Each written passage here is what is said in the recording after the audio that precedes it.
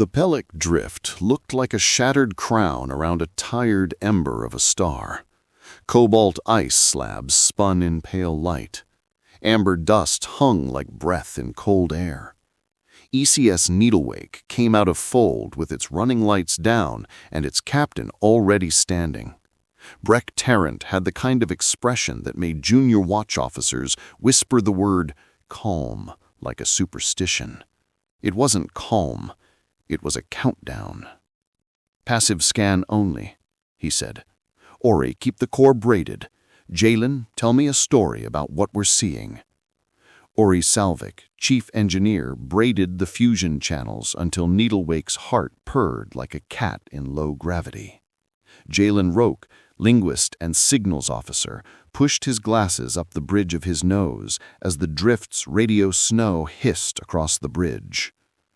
"Multiple emitters in a lattice, sir. Surface area suggests drone blockade. Their beacons are old. Same packet repeated on 4 bands.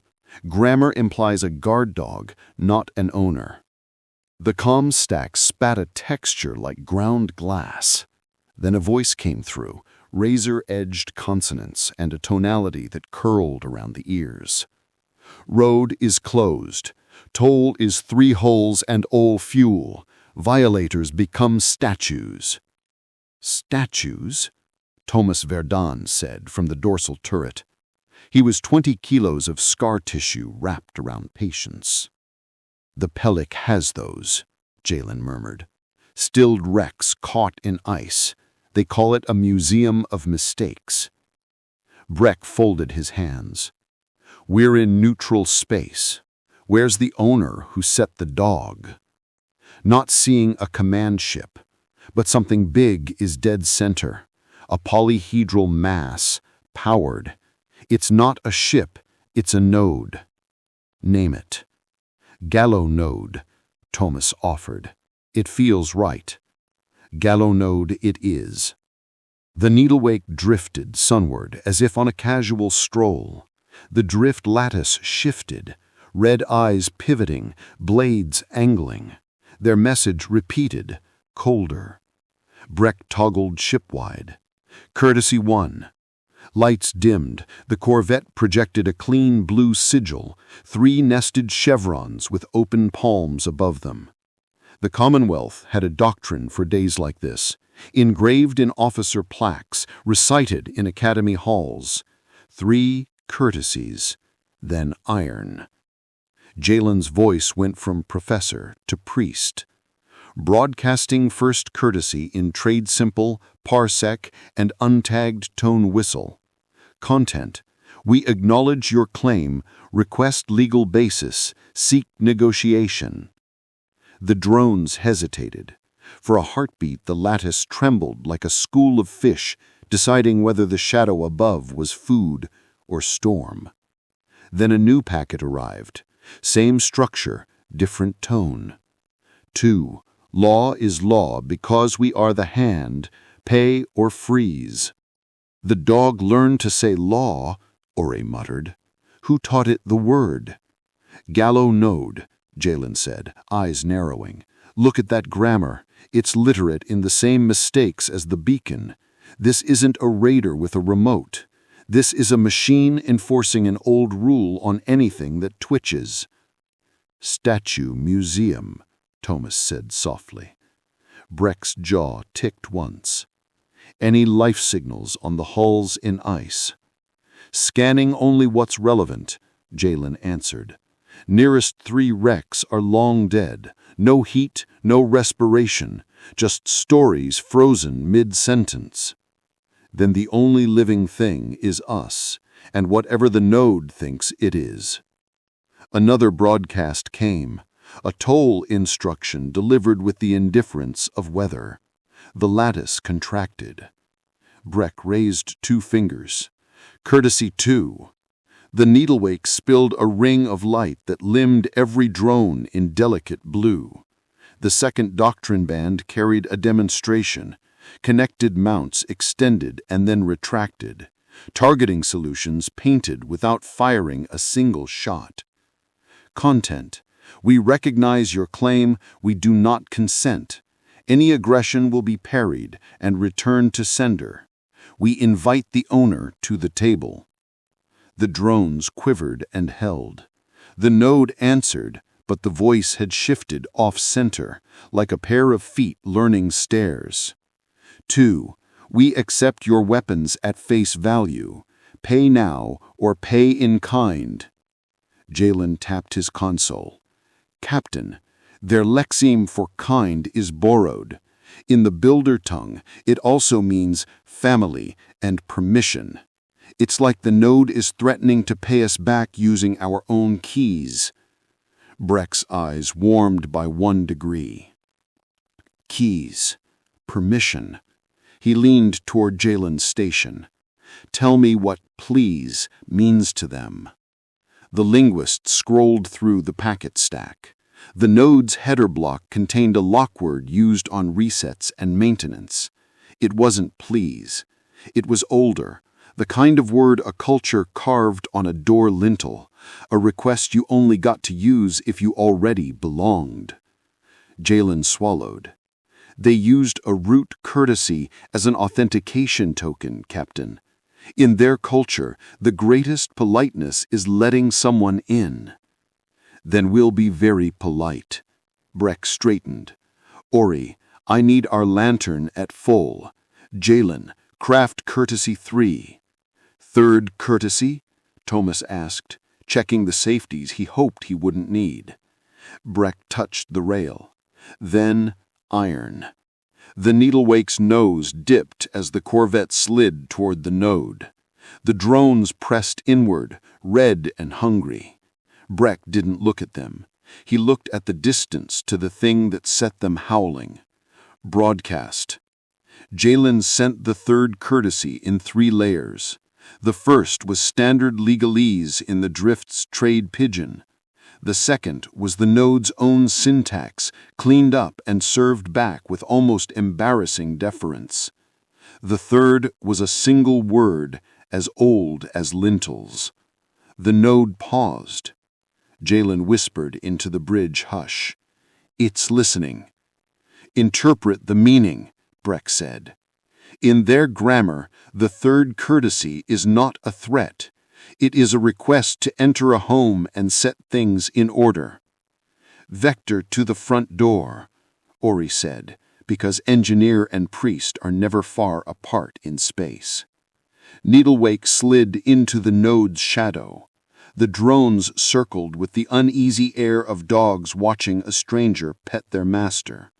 The hull groaned as local gravity settled like an opinion. The node peeled along pre-cut seams until an aperture irised open. Within, rings hung in 3 nested tiers, each crackling with static that smelled like rain. Ori breathed. "Beautiful." Thomas said, "Ugly, but truthful." Breck said nothing. He guided his ship into the Gallow Node's throat. Inside was a cathedral. Columns like stacked anvils, floors like the backs of sleeping whales. Down the center, suspended by gravity lines taut like harps, hung the core, a red ember burning with the patience of bureaucracy. "Broadcast maintenance handshake," Breck said.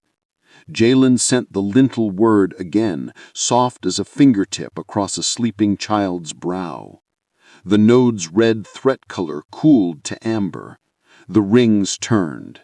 The drones outside, seen through the open aperture, shifted like soldiers changing at the palace. "Secondary layer," Jalen said. "I'm telling it a story about work left unfinished, about the owner being dead, and laws needing context, about hospitality to travelers."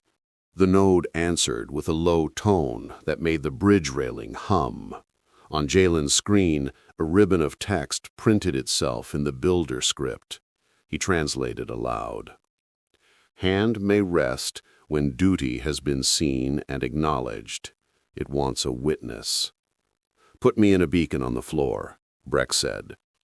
"Captain," Ori began. "Witnesses stand." and the quirk at the corner of his mouth made it gentler than an order. They set him down on a catwalk beneath the rings. The air inside the node was thin and tasted of copper.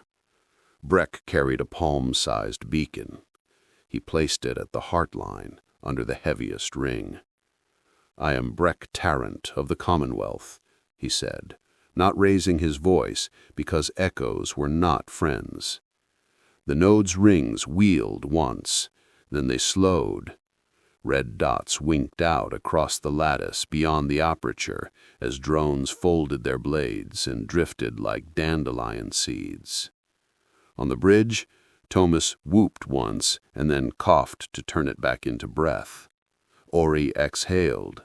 Jalen pressed his palm against the glass and felt the vibration fade like a headache leaving. Breck waited until the last drone had gone dark. Then he turned and looked up into the core's ember. "Thank you," he said in the builder tongue, "because you do not walk through someone's house without saying it." The node replied with a tone pitched just below hearing. Jalen's console scrolled. "Hand rests when guest departs." They did not take trophies. They left the beacon, a tiny blue lantern transmitting a notice to any ship in the drift. 3 courtesies observed. Passage free until owner returns. Do not disturb sleeping law. When Needlewake backed out into the cold light, the Pellic drift seemed larger somehow. Less like a crown, more like the kind of ring you hold up to the sun. Traffic resumed hours later. Freighters ghosted past, cautious as deer. A Kelnord courier pulsed to thanks in ultraviolet. A Dovran tug ejected a bouquet of metal shavings. Good luck, their captain claimed later. Thomas took first watch as the corvette loitered to make sure no opportunist raised a new toll gate before the gratitude cooled. Jalen wrote the first draft of what he would call the Courtesy Lantern Protocol. Ori tuned a braid until Needlewake hummed with the satisfaction of jobs done well. On the bridge, Breck stared at the old star and performed the private liturgy of commanders.